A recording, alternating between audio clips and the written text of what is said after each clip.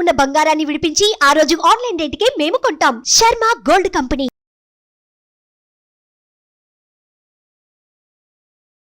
నమస్కారం, నేను మీ జాహ్నవి. వారాహి అమ్మవారి ప్రత్యేక కార్యక్రమాల్లో భాగంగా అంటే ఏ రోజు విశిష్టతని ఆ రోజు వివరిస్తూ పూజా విధానాన్ని కూడా డీటెయిల్గా మనకి ఎక్స్ప్లెయిన్ చేస్తున్నారు కదా మన ప్రముఖ జ్యోతిష్య వాస్తు పండితులు, జ్యోతిష్య వాస్తు శిక్షణ నిపుణులు, లలిత ఉపాసకులు బ్రహ్మశ్రీ నానాజీ పట్నాయక్ గురువు గారు. మరి ఈ రోజు కూడా ఏంటి విశిష్టత అనేది గురువుగారు మాట్లాడి తెలుసుకుందాం. నమస్కారం గురుగారు. అయితే గురువుగారు, వారాహి అమ్మవారి నవరాత్రుల్లో భాగంగా 4వ రోజు, ఆ రోజు మంగళవారం వచ్చింది. మరి ఆ స్పెషాలిటీ ఏంటి? ఆ రోజు ప్రత్యేకంగా అమ్మవారిని ఏ విధంగా పూజించాలంట? తప్పకుండా అమ్మ, ఆశ్లేష నక్షత్రంతో కూడిన మంగళవారం. ఎప్పుడైనా ఆశ్లేష నక్షత్రంతో కూడిన మంగళవారం వచ్చినప్పుడు అప్పుల బాధలు తొలగడానికి బాగా ఉపయోగపడుతుంది. అంటే ఏమిటి, ఇక్కడ కుజుడు యొక్క స్థితి మీ జాతకంలో బాగాలేదనుకోండి. కుజుడు పాడయ్యాడు, బుధుడు పాడయ్యాడు. ఆశ్లేష నక్షత్రానికి అధిపతి బుధుడు, వారానికి అధిపతి కుజుడు. ఈ కుజబుధులు పాడైతే సర్వసాధారణంగా జరిగేది ఏమిటంటే అప్పుల బాధలు, ఏదో ల్యాండ్ అప్పుగా తీసుకోవడం, అంటే లోన్ తీసుకోవడం, ల్యాండ్ తీసుకొని ఆ లోన్ కట్టలేక ఆ ల్యాండ్ని కోల్పోయే స్థితిలోకి ఉంటుంటారు ఒక్కోసారి. అలాంటప్పుడు ఏమవుతుందంటే వాళ్ళ జన్మజాతకంలో 4వ స్థానం కానీ కుజుడు కానీ బుధుడు కానీ పాడైనప్పుడు ఇబ్బంది పడుతూ ఉంటారు. అలాంటప్పుడు అమ్మవారు ఎలాగో మనకి భూయోగాన్ని ఇస్తుందని మనం చెప్పుకున్నాం కదా. కాబట్టి ఆ భూయోగాన్ని ఇచ్చేటువంటి అమ్మవారిని ఈ యొక్క ఎర్రటి పుష్పము మరి నైవేద్యం ఏం పెట్టాలి మంగళవారం నాడు అంటే కందులతో చేసిన పదార్థం కానీ, అదేవిధంగా పెసలతో చేసిన పదార్థం కానీ నైవేద్యంగా పెట్టచ్చు, చేయొచ్చు. అదేవిధంగా ఇంకోటి ఏంటంటే ఈరోజు ఎప్పుడైనా గుర్తుపెట్టుకోండి, గ్రహ సంబంధించినటువంటి అనుగ్రహము ఉండాలి, మనకి దేవతా అనుగ్రహం ఉండాలి. మంగళవారం బుధుడు యొక్క నక్షత్రం అయినందుకు ఈరోజు సిద్ధియోగం, అది కాకుండా సిద్ధియోగం యోగాలు ఉంటాయి. సిద్ధి యోగము, రకరకాల యోగాలు ఉంటాయి. అలా ఏంటంటే యోగము కరణము ఇట్లా ఉంటుంది. సిద్ధియోగం రోజు ఎవరైనా సరే ఏదైనా ఒక సంకల్పం చేసుకొని అమ్మవారిని ఆరాధిస్తే సిద్ధిస్తుంది. మనకు ముహూర్తం పెట్టేటప్పుడు కూడా యోగాలు చూస్తాడు, కాబట్టి అంత ఈజీగా ముహూర్తాలు పెట్టేటప్పుడు యోగాలు దొరకవు అంత తొందరగా. లక్కీగా ఎక్కడో 1 సంవత్సరం 2 సంవత్సరాల మధ్యలో ఎక్కడ దొరుకుతుంది. అలా ఏంటంటే ఈ రోజు నుంచి ఎవరైనా సరే అమ్మవారి నామం చేస్తూ, దీంతో పాటు అపర్ణాయ నమః అనే మంత్రం మనం రెగ్యులర్గా చెప్పుకుంటూ ఉంటాం, చేస్తూ అందులో పర్టికులర్గా కొంతమంది తులసి దళాలతో కూడా అర్చిస్తారు. బిల్వ దళాలతో అర్చిస్తే ఇంకా తొందరగా సిద్ధిస్తుంది అంటారు. ఏది వీళ్ళ సంకల్పం ఏదైతే ఉందో, సిద్ధియోగం అయినందుకు ఒక సంకల్పం తీసుకుంటే ఆ సంకల్పం కూడా నెరవేరుతుంది. ఎలా అంటే కూర్చోండి, ఎందుకు నెరవేరుతుంది, రీజన్ ఏంటి అంటే కుజుడు శక్తికి కారకుడు, బుధుడు బుద్ధికి కారకుడు. బుద్ధి శక్తి కలిసి ఉన్నటువంటి రోజు ఆశ్లేష నక్షత్రము. అయితే ఇక్కడ ఏం చేస్తున్నాం మనం, అమ్మవారికి వాటికి సంబంధించిన పదార్థాలతోనే పూజ చేస్తున్నాము. దానికి సంబంధించిన పదార్థాలతో నైవేద్యం పెడుతున్నాము. ఇంకొంతమంది ఏం చేస్తారంటే బిల్వ దళాలు ప్లస్ కుంకుమతో చేసినటువంటి వాటర్తో విగ్రహం ఉంటే అభిషేకం చేస్తారు. తీవ్రంగా ఉందండి, బాగా తీవ్రంగా ఇబ్బందులు ఉన్నాయనుకోండి, అంటే ఏం లేదు, ఇవన్నీ ఏమిటంటే అమ్మవారికి తత్సంబంధంగా మనం అభిషేకం చేసినప్పుడు అమ్మవారి అనుగ్రహం కలుగుతుంది. ఆ నీటిని ఏం చేయాలని అడుగుతుంటారు చాలా మంది. ఆ నీటిని ఇంట్లో చల్లడం చేయాలి, లేదా మొక్కల్లో వేయవచ్చు.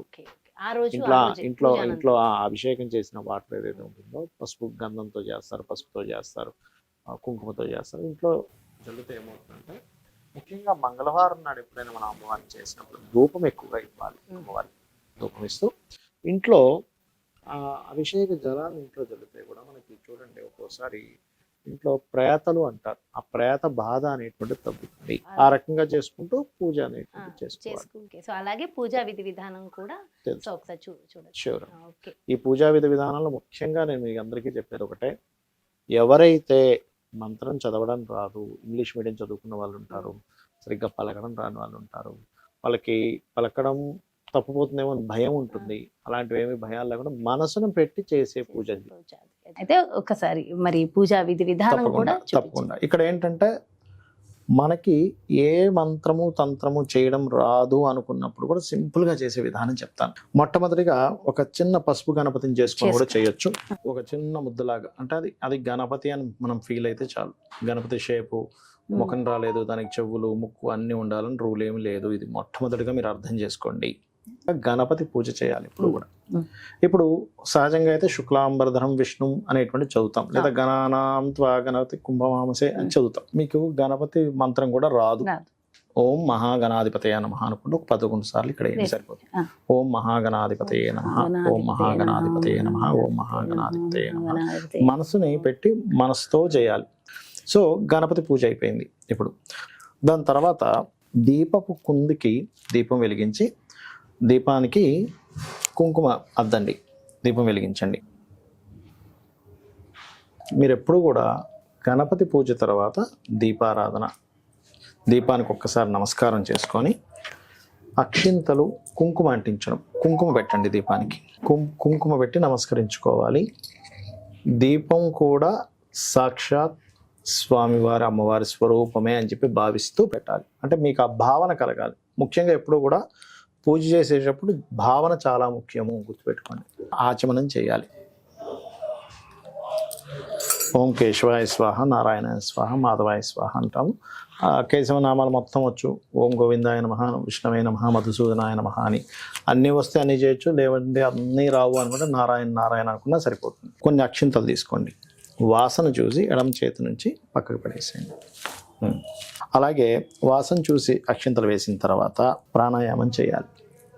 ఇలా ముందు ఎడమ ముక్కు నుంచి తీసుకొని, కొంతమంది ముక్కు నుంచి కూడా తీసుకుంటారు, బ్లాక్ చేసి మళ్ళీ వదలం ప్రాణాయామం చేయాలి. ఎందుకు ప్రాణాయామం చేస్తామంటే మనకి నెగిటివ్ ఎనర్జీ అనేటువంటిది ఇంకా ఏదైనా లోపల ఉన్నా కూడా మనం పూజ చేస్తున్నప్పుడు ఎక్కడ ఏ ఆటంకం కలగకుండా ఉండడానికి. అలాగే ఇది అయిన తర్వాత సంకల్పం చెప్పుకోవాలి. సంకల్పం అంటే అందరికి మంత్రోత్సంగా రాదు. అమ్మా నేను నీకు పూజ చేస్తున్నాను, నాకు ఇప్పుడు ఉన్నటువంటి ఇబ్బంది ఇది ఉంది, మీ గోత్రము నామము చెప్పుకొని. ఇప్పుడు మీకు గోత్రం నామం తెలిసిన వాళ్ళు ఉంటారు, గోత్రనామం తెలియని వాళ్ళు కూడా ఉంటారు కొంతమంది.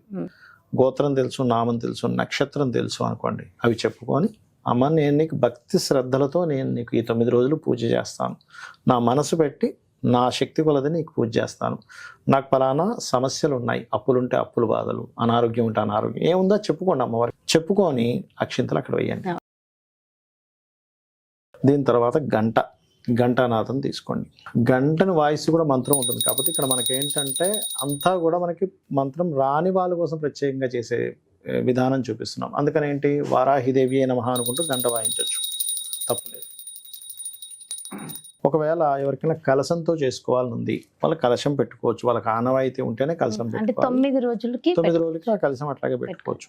కానీ ఆనవాయితీ ఉండాలి, ఆనవాయితీ ఉంటేనే. ఇప్పుడు ఇంకొకసారి అంటే శాస్త్రోక్తంగా గణపతి పూజ చేస్తారు మళ్ళీ ఒకసారి గణపతిని. అలా లేదు, ఒక్కసారి మళ్ళీ మహాగణాధిపతి నమః అనుకుని అక్షింతలు వేసుకోవచ్చు. ఆ గణపతి దగ్గర వేసినటువంటి అక్షింతలను తీసి తల మీద చల్లుకోండి. అంటే మీకు గణపతి పూజ ఎందుకు చేస్తామంటే ఈ పూజలో ఎక్కడా కూడా మనకి ఆటంకం కలగకుండా స్వామివారిని చూడమని చెప్పి మనసులో అనుకోవాలి. అంటే ప్రాణ ప్రతిష్ఠ అంటారు. వరాహి తల్లి నాకు ఆ మంత్రాలు తంత్రాలు ఏమి తెలియవు కాబట్టి నువ్వు ఇక్కడికి వచ్చి ఉంటున్నావు, నువ్వు ఉంటున్నావు అని భావిస్తున్నాను అని మనస్ఫూర్తిగా అనుకొని వేయండి. అంటే ఏమిటంటే మీ భావన ముఖ్యం ఇక్కడ. అదేవిధంగా మరొక విషయం ఏంటంటే ఆవాహనం. అంటే ఇప్పుడు చూడండి, మన ఇంటికి ఒక అతిథి వస్తాడు, రాండి రాండి అని చెప్పి పిలుస్తాం కదా. అలాగే అమ్మవారిని పిలిచినట్టుగా ఒక ఆవాహనం పిలిచి ఒక కుర్చీ వేస్తాం కదా, అలా అక్షింతలు చల్లాలి. ఆవాహనం, స్వామి అమ్మ నేను నీకు ఆవాహనం పలుకుతున్నాను. ఆసనం అంటే ఒక సీట్ వేస్తాం, లోపలికి పిలిచాము. ఇప్పుడు అమ్మ లోపలికి రా అమ్మ, మా ఇంట్లోకి వచ్చావు తల్లి, నీకు నమస్కారం, మా ఇంట్లోకి వచ్చిన నీకు నమస్కారం, ఇక్కడ కూర్చో తల్లి అని అనుకొని అక్షింతలు వేస్తున్నాం మళ్ళీ. దాని తర్వాత పాఠ్యం సమర్పయామి అంటారు మనకు పూజలో. అంటే ఏమిటి, అమ్మవారికి కూడా ఏంటంటే కాళ్ళు కడుగుతున్నాం అనే భావంతో నీట్గా ఉంది. ఈ నీరు అది ఆచమనం చేసిన వాటర్ కాకుండా సపరేట్ వాటర్ తీసుకోవాలి. ఇప్పుడు అందుకే 2 కలశాలు పెట్టమన్నారు. అంటే ఏంటి, ఇలా చూపించి పక్కన ఇంకో గిన్నెలో వేస్తారు, ఇలా చూపించి ఆ గిన్నెలో వేసేసేయండి. అంటే కాళ్ళు కడిగినట్టుగా అనమాట. కాళ్ళు కడుగుతున్నాను తల్లి, నీ యొక్క పాదాలు కడుగుతున్నాను. అదేవిధంగా స్నానం కూడా చేయించినట్టుగా స్నానం చేయించినట్టుగా. దాని తర్వాత మనం ఏం చేస్తాం, వస్త్రం ఇస్తున్నాం అమ్మవారికి. అంటే మన ఇంటికి వచ్చిన అమ్మవారికి ఇవన్నీ చేస్తున్నాం, ఒక గెస్ట్ లాగా వచ్చిందని ఫీల్ అయ్యి. యజ్ఞోపవీతము అంటారు. అంటే యజ్ఞోపవీతాన్ని కూడా ఇస్తారు అమ్మవారికి. యజ్ఞోపవీతం అని దూదితో ఇస్తాం, మళ్ళీ దూదిని ఇవ్వడమే. ఇప్పుడు ఏం చేయాలంటే నెక్స్ట్ గంధము తీసుకోండి. ఎందుకంటే అమ్మవారికి ప్రత్యేకంగా గంధంతో చేయాలి పూజ. వరాహి అమ్మవారి అష్టోత్తరాలతో, లేదంటే ఓం వరాహిదేవ్యై నమః, ఓం వరాహిదేవ్యై నమః. గంధం పూజ అయిపోయింది. దాని తర్వాత పుష్పం తీసుకోవాలి. పుష్పాలు తీసుకొని అష్టోత్తరం వస్తే పుష్పాలు, లేదా ఓం వారాహిదేవి నమః అనుకుంటే పుష్పాలతో పూజ చేయాలి. వారాహి స్తుతి లేదా అష్టోత్తరాలు చేసుకునే వాళ్ళు అష్టోత్తరం చేసుకోవచ్చు. వస్తే కనుక లేదంటే ఓం వారాహిదేవి నమః అనుకుంటూ చేసుకోవచ్చు. దాని తర్వాత ధూపము, ధూపం చాలా ప్రీతి అమ్మవారికి, ధూపాన్ని చూపించండి. దాని తర్వాత దీపాన్ని చూపించండి. దీపాన్ని ఒకసారి ఇలా చూపించండి. అమ్మా నీకు దీపాన్ని చూపిస్తున్నాను అనేటువంటి భావన ముఖ్యమండి. ఇక్కడ ఎప్పుడైనా సరే దీపాన్ని చూపించండి. అదేవిధంగా నైవేద్యం ఎప్పుడు కూడా అరటిపళ్ళు ఇలా ఉంటాయి కదా, ఈ అరటిపండు ఒలవాలి ఎప్పుడు కూడా. మనం చాలా మంది ఏం చేస్తారు, అలా పెట్టేస్తారు. అలా ఒలిచి దీనికి నీరుని ఇలా చూపించి మీరు ఇలా చూపించవచ్చు. అమ్మా నీకు ఇస్తున్నాను. తాంబూలం, ఒక ఆకు ఒక్క తీసుకొని తాంబూలాన్ని పెట్టాలి. మీరు తాంబూల సమర్పయామి అనుకోవచ్చు. తాంబూల సమర్పయామి అని మనస్ఫూర్తిగా తాంబూలం ఇచ్చిన తర్వాత మీరు కర్పూరం హారతి ఇవ్వండి. ఇప్పుడు కూడా ఆ వాటర్ ఇవ్వండి. అది ఎప్పుడు కూడా ఇలాగా తిప్పాలన్నమాట. దీనికి ఇలా ఓకే వేసి చూపించాలి. దాని తర్వాత మంత్రపుష్పం చదువుతారు. అండ్ అక్షింతలు అంటే పుష్పాలు, కొన్ని అక్షింతలు తీసుకొని ఆత్మ ప్రదక్షిణం చేసుకున్నట్టుగా చేసుకొని అమ్మవారి దగ్గర వదిలేసేయడమే. క్షమాపణ, అమ్మ నా వల్ల ఏదైనా తప్పు జరిగితే క్షమించు అని చెప్పి అనుకుంటే సరిపోతుంది. పూజలో నాకు ఏదైనా తెలియకో ఏదైనా తప్పు జరిగింది క్షమించు. అప్పుడు ఏమవుతుందంటే మీరు చేసిన పూజలో ఎక్కడైనా మీకు తెలియకుండా ఏదైనా ఫాల్ట్ జరిగింది, అమ్మ క్షమిస్తుంది. ఇది పూజా విధానం. చూసారు కదండి, మరి ఇది 4వ రోజు అమ్మవారి విశిష్టత. ఆ రోజు ఆచరించవలసిన విధి విధానాలు చాలా డీటెయిల్ గా ఎక్స్ప్లెయిన్ చేశారు కదా గురువు గారు. మరో ప్రత్యేకమైన కార్యక్రమంతో మళ్ళీ మీ ముందుకు వచ్చేస్తాను. నమస్తే. సుమన్ టీవీలో మీ పర్సనల్ అండ్ బిజినెస్ ప్రమోషన్స్ కోసం కింది నెంబర్కి కాంటాక్ట్ చేయండి.